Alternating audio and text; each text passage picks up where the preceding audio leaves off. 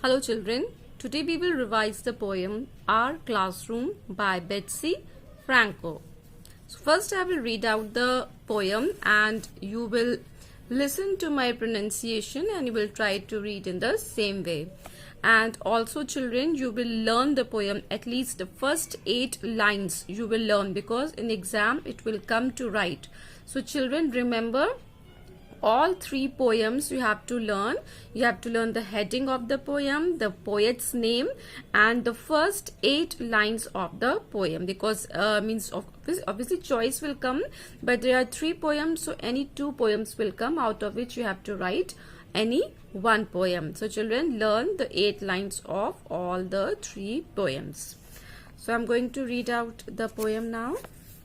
The chair has arms, the clock a face. The kites have long and twirly tails. The tacks have heads, the books have spines. The toolbox has a set of nails. Our shoes have tongues, the marble eyes. The wooden desk has legs and seat. The cups have lips, my watch has hands. The classroom rulers all have feet. Heads, arms, hands, nails, spines, legs, feet, tails, face, lips, tongues, eyes. What a surprise! Is our classroom alive? So children, this is the poem, and explanation we have already seen children in detail, but I will just give a quick recap of the poem. So children, this poem Our Classroom, which is written by Betsy Franco. This poem asks us to, ask the children to look around at different things in the classroom. Okay, so there are so many objects, so many things in the classroom that have parts which is similar to our body parts. So in a way, the poet compares the classroom to a human being. For example, a chair has arms. We also have arms, right? A clock has a face. We have face, so does a clock has a face. The desk have legs like us. A watch has hands like us. Rulers have feet. Like we have feet, rulers have feet, and so on.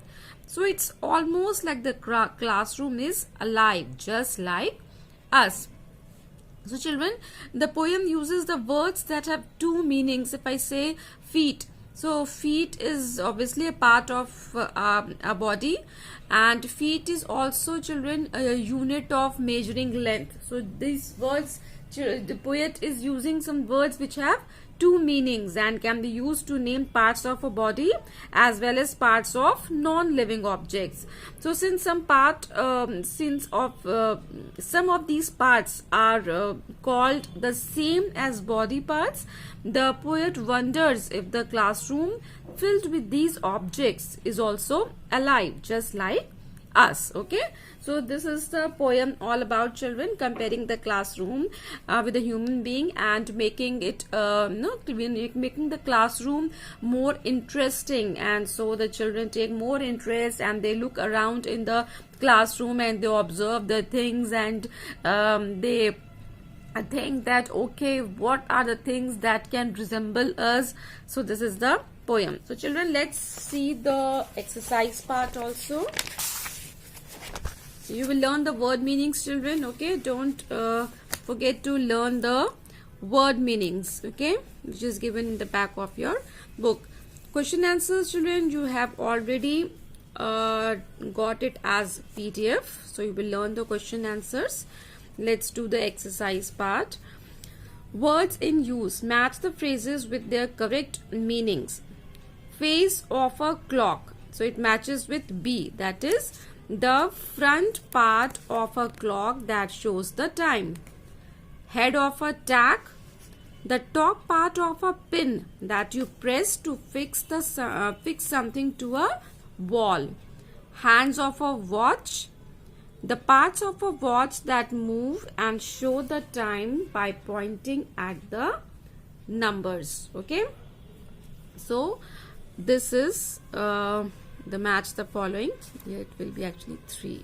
Okay, Now here we will come to this part. Fill in the blanks. Fill in the blanks with the correct words from the box. Look at the picture for help. So some words are given here. See here, neck of the bottle. So this part is actually called the neck. Okay, so neck of the bottle, resembling the human parts. This eye of the needle, the part of a needle through which the thread is passed, that is actually called as eye of the needle. Teeth of a comb, these part of a brush which is called teeth. Back of the chair, so chair all has arms. Here this chair doesn't have an arm, but it has a back.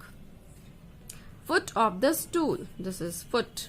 Okay, so these are some parts which resembles the non-living parts which resemble to human being. Thank you.